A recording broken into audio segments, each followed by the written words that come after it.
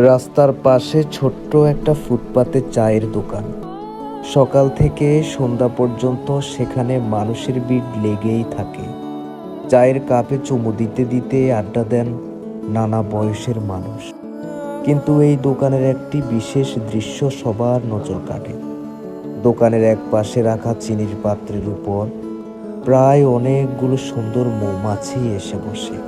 তারা শান্তভাবেই চিনির দানাগুলো খেতে থাকে।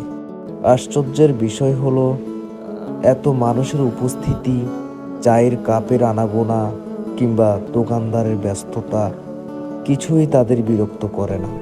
দোকানের বসা মানুষরাও মৌমাছিগুলোকে ভয় পায় না, কারণ তারা কাউকে আক্রমণ করে না, বরং সবাই তাদের দিকে মুগ্ধ হয়ে তাকিয়ে থাকে।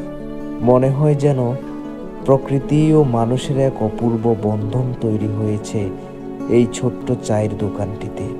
স্থানীয়দের মতে মৌমাছিগুলো নিয়মিত আসে এবং শান্তভাবে তাদের খাদ্য সংগ্রহ করে। কেউ তাদের তাড়ায় না, আর তারাও কাউকে বিরক্ত করে না।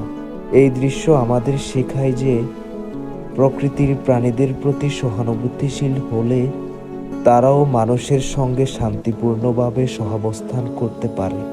রাস্তার ধুলোবালি আর ব্যস্ততার মাঝেও এই ছোট্ট চায়ের দোকান যেন প্রকৃতির এক সুন্দর বার্তা বহন করে। ভালোবাসা, সহমর্মিতা এবং সহাবস্থানের বার্তা। মৌমাছিগুলোর এই শান্ত উপস্থিতি পথচারীদের মনেও এক ধরনের আনন্দ ও প্রশান্তি এনে দেয়।